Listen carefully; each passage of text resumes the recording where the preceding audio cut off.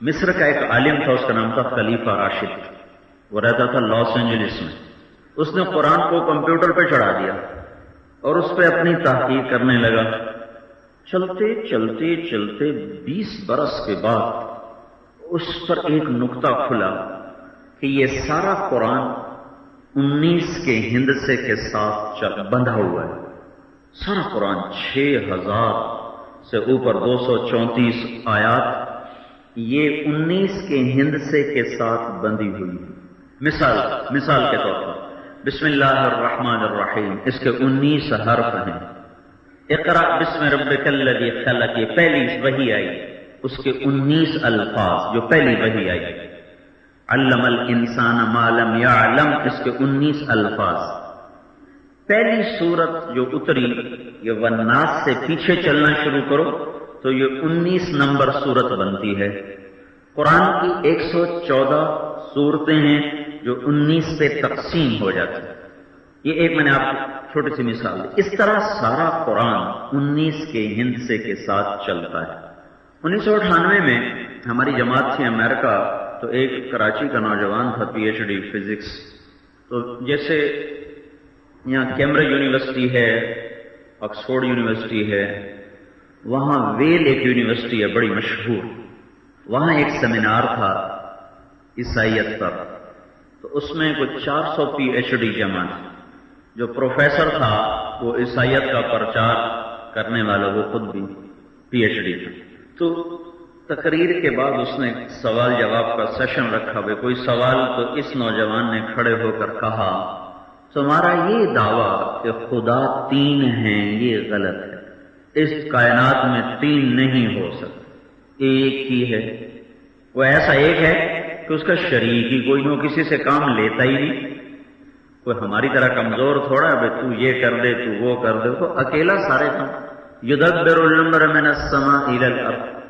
تو اس نے سوال کیا تمہارے دعوے کی دلیل کیا ہے کہ اللہ ایک ہے؟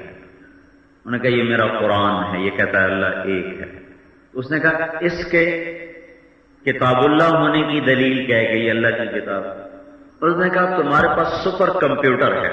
سپر کمپیوٹر ایک ایسی بلا ہے جو 1 منٹ میں کسی چیز کو 1 ارب زاویوں سے پرکھ لیتا ہے، 1 ارب زاویوں سے۔ کہ یہ میرا قرآن ہے، اس کو کمپیوٹر میں ڈالو اور اس کو پرکھو چاروں طرف سے، اگر کہیں 19 کا ہندسہ لوز کر جائے تو پھر میرا دعویٰ واپس، تمہارا دعویٰ سچ۔ اگر سارا قرآن 19 کے ہندسے کے ساتھ سفر کرے، میرا دعویٰ سچا، تمہارا جھوٹا، پھر تم اپنی تورات بھی ڈالو۔ اللہ نے ہر کتاب کو کسی ہندسے کے ساتھ جوڑا، تم ڈالو، وہ ٹوٹ جائے گا، میری کتاب نہیں ٹوٹے گی۔ تو انہوں نے اس سے قرآن لے لیا، کہا ٹھیک ہے۔ 1 ہفتے کے بعد دوبارہ میٹنگ ہوئی، 1 ہفتے کے بعد دوبارہ میٹنگ ہوئی، وہی سارے اکٹھے ہوئے۔ انہوں نے کہا بھائی ہم نے پورا ہفتہ اس پہ لگایا، اس کو ہر طرف سے ڈالا، ہر طرف سے ڈالا، کسی ایک جگہ بھی نہ کوئی خطا ہے، نہ 19 کا ہندسہ۔ وہ ڈالے نا اس کی سی ڈی وہ تورات کی، تو کتنی غلطیاں آ جائیں اس کے اوپر سکرین پر، اور جب قرآن ڈالیں تو سکرین پہ 000 آنا شروع ہو جائے، کوئی غلطی نہیں، کوئی غلطی۔ 1 ہفتہ پورا لگے رہے، کہنے کے بھائی سچی کتاب ہے، ایمان لائے۔ 70 پی ایچ ڈی پروفیسر مسلمان ہوئے، بمیں وہ جو آیا تھا نا لیکچرر تقریر کرنے عیسائیت کی، وہ بھی ساتھ مسلمان ہوئے۔ یہ میں آپ کو 1998 کا سنا، اور میں امریکہ میں موجود تھا اس وقت۔ لیکن یہ کوئی دلیل نہیں ہے، سائنسی چیزیں قرآن کی دلیل نہیں ہیں، قرآن اپنی ذات میں خود دلیل ہے۔ سورج کے لیے دلیلیں دی جاتی ہیں، ہاں جی کوئی دلیل دے اور سورج کھلوتا ہے، انا ہے میدانیوں کیا کھلوتا ہے، قرآن کی دلیل دو جی۔ قرآن خود اپنی ذات میں دلیل ہے۔ تنزیل من الرحمن الرحیم، کتاب فصلت آیاتہ قرآنا عربیا بشیرا ونذیرا فأعرض اکثرهم فهم لا يسمعون وقالوا قلوبنا في أكنة مما تدعونا إليه وفي آذاننا وقر ومن بيننا وبينك حجاب فاعمل إننا عاملون۔ قرآن خود اپنی ذات میں اپنی دعوت دے رہا ہے، تنزیل من تنزیل ممن خلق الارض والسماوات العلا الرحمن علی العرش استوى، قرآن خود اپنی ذات میں دلیل ہے۔ لو انزلنا هذا القرآن على جبل لرأيته خاشعا متصدعا من خشية الله۔ ہاں بھائی، بدقسمت ہے وہ قوم جو قرآن کو گھر میں رکھے اور پھر اپنی مرضی کی زندگی گزارے۔ بدنصیب ہیں وہ تاجر، بدنصیب ہیں وہ زمیندار، بدنصیب ہیں وہ ملازم، بدنصیب ہے وہ امیر اور غریب، بدنصیب ہے وہ معاشرہ جن کو قرآن ملا ہو راہبری کے لیے، پھر وہ اسے چھوڑ کر اپنے رواجوں میں پھنس کے زندگی گزار رہے ہیں۔ یہ تو ایسی ہے، کسی کو اللہ عالی شان نئی ماڈل کی گاڑی دے، پھر وہ سائیکل پہ دھکے کھاتا، سائیکل پہ 1935 دی، تو اس سے بڑا دیوانہ کون ہو؟ تو بھائیو معاف کرنا، آج جہالت کا دورہ ہے، اور جاہل دو طرح کے ہوتے ہیں، ایک وہ جو جانتا ہی کوئی نہیں، اور ایک وہ جو غلط جانتا ہے۔ ایک آدمی جانتا ہی نہیں گھوڑا ہے کیا، یہ بھی جاہل۔ ایک کھوتے کو گھوڑا سمجھے تو یہ بھی جاہل۔ پہلے کو سمجھانا آسان، دوسرے کو سمجھانا مشکل۔ کیوں جو دیتا اندر کے کھوتا بیٹھو ہے، پہلے کھوتا کٹو تو مردو ہی گل گٹ کرو، وہ بچوں نکل دے۔ ہم پڑھے لکھے لوگ ہیں، ہم پڑھے لکھے لوگ ہیں، ہم پڑھے لکھے لوگ، پڑھا ہے غلط پڑھا ہے۔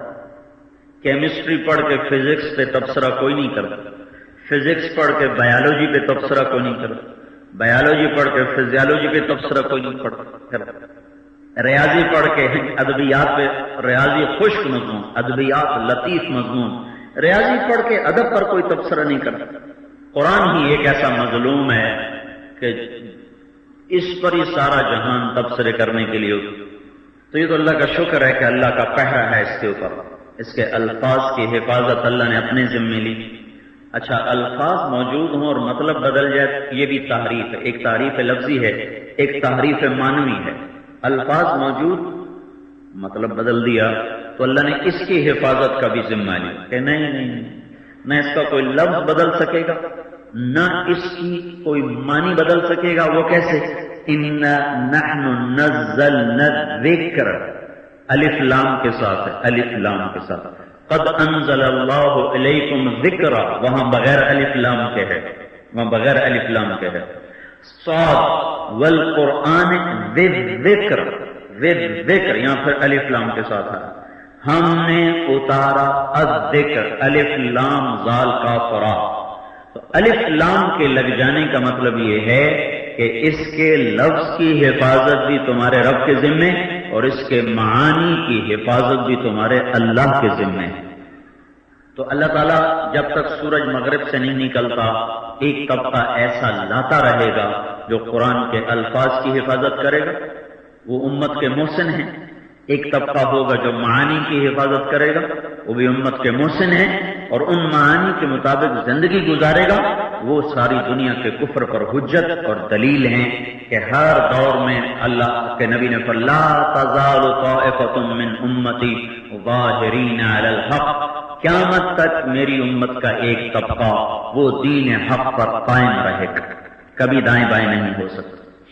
تو بھائیو، ہماری بدقسمت یہ ہے کہ قرآن اب صرف ختم واسطے رہ گیا۔ مول صاحب ختم پڑھنا ہے، آ جائے گا بس، یا ختمات سے رہ گیا، یا کل ہونے جی کلہ سے رہ گیا۔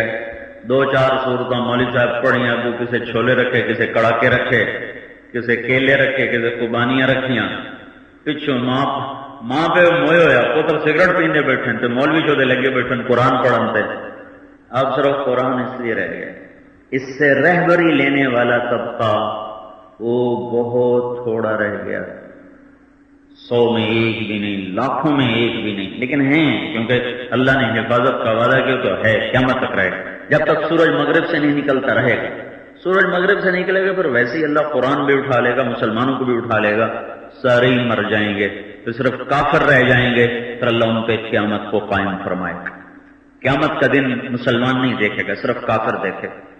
تو بھائیو، یہ جو ہمارے قاری صاحبان ہیں، یہ ہمارے بڑے محسن ہیں کہ یہ تھوڑی تھوڑی تنخواہیں لے کر ساری زندگی چٹائیوں پہ بیٹھ کر یہ ان بچوں کو قرآن یاد کراتے۔ پھر جو یاد کرتے ہیں یہ محسن ہیں کہ انہوں نے الفاظ کا ذخیرہ جمع کیا. پھر جو علماء ہیں جو اس کے مطلب اور معنی کو بیان کرتے ہیں وہ ہمارے محسن ہیں. اگر یہ نہ ہوتے تو ہمیں زندگی گزارنے کا پتہ ہی نہ ہوتا. تو اللہ نے کتاب سب سے اعلیٰ بنائی، اس کو اپنا کلام بنایا. اللہ نزل احسن الحدیث، اللہ نے ہم پہ احسان کے ہمیں عطا فرمایا. پھر اسی کے شان اللہ نے ہمیں رسول دیا کہ پہلے نبیوں پر نا کتاب اتارنے کا کیا طریقہ لکھ کے دے دی جاتی تھی. موسیٰ آ جاؤ تو طور پر آ گئے، روزے رکھے کتنے 40 دن، 40 دن کا چلہ. تبلیغ میں بھی چلہ مانگتے ہیں نا، میں چلہ دو چلہ. کئی دوست کہتے ہیں چلہ کتوں آ گیا. میں کہا چلہ تو موسیٰ بھی کٹے آئی. اللہ تعالیٰ نے موسیٰ علیہ السلام سے چلہ لگوایا کوئی طور پر 40 لیلہ. کیا ہے؟ فتم لہ میقات ربہ 40 لیلہ. اور موسیٰ علیہ السلام کا تو چلہ کیسا تھا؟ روزے کے ساتھ. کیسا روزہ تھا؟ آج سحری کھائی، 40 دن کے بعد افطاری کی. موسیٰ علیہ السلام نے جو روزہ رکھا 40 دن، کیسا؟ ایک سحری ایک افطاری پر 40 دن. پھر اللہ نے کہا یہ کتاب لے لو. داؤد علیہ السلام کتاب لے لو، عیسیٰ علیہ السلام کتاب، پوری کتاب لکھوائی دے دی. لیکن جب قرآن اتارنے کا وقت آیا پہلے لوح محفوظ پہ لکھوایا، اس کو الف با تا میں بند کر کے لکھوایا. یوں آتا ہے حدیث میں اگر اللہ تعالیٰ لوح محفوظ سے قرآن کو اتارتا اس کی اصلی شکل میں جو اللہ کی زبان مبارک سے نکلا ہے تو لوح محفوظ کے پرزے پرزے ہو جاتے. اور لوح محفوظ کی لمبائی چوڑائی زمین آسمان سے زیادہ ہے، پرزے پرزے ہو جاتے. پھر اللہ نے اس کو لکھوایا اور پہلے آسمان پہ اتارا. انا انزلناہ فی لیلۃ القدر، سارا لکھوا کر پہلے آسمان پہ اتار دیا. اس کے بعد لکھی ہوئی کتاب ہمارے نبی کو نہیں دی بلکہ پھر اللہ نے اس قرآن کو اتارا ہمارے نبی کے قلب مبارک پر، دل پر اتارا. انہ لتنزیل رب العالمین، یہ رب کا کلام. کون لایا؟ نزل بہ الروح الامین، جبریل لایا. کہاں لایا؟ علی قلبک، اے میرے محبوب تیرے دل پر لایا. دل پر کس لیے لایا؟ لتکون من المنذرین، تاکہ تو ساری دنیا کو میرا پیغام سنا دے اور تیرے بعد تیری امت میرا پیغام سنا دے کہ لوگوں جنت بھی ہے، دوزخ بھی ہے، اللہ بھی ہے، حساب بھی ہے، تیاری کر لو. کس زبان میں آیا؟ بلسان عربی مبین، عربی خوبصورت عربی زبان میں آیا. یہ آیت قرآن کا سب سے بہترین تعارف ہے خود قرآن کے اندر. لوح محفوظ پہ اگر اللہ اس کو اتارتا سیدھا تو وہ لوح محفوظ ٹوٹے ٹوٹے. اللہ نے ہمارے نبی کے سینے پر اتارا سیدھا، دل پہ اتارا سیدھا. سارا قرآن ہمارے نبی ہضم فرما گئے، اپنے دل میں اتار لیا. اس سے معلوم ہوا کہ ہمارے نبی کو جو اللہ نے دل عطا فرمایا وہ تو 7 زمین آسمان سے بھی زیادہ لمبا چوڑا عطا فرمایا. اس کی وسعت زمین آسمان لوح محفوظ سے زیادہ وسعت. یہ ہوتا تھا کہ اس وقت بے ہوشی طاری ہو جاتی. ایک دفعہ قرآن اترا، اونٹنی پہ سوار تھے، اونٹنی دھڑام سے زمین پہ بیٹھ گئی، برداشت نہیں کر سکتی، وزن زمین پہ بیٹھ گئی.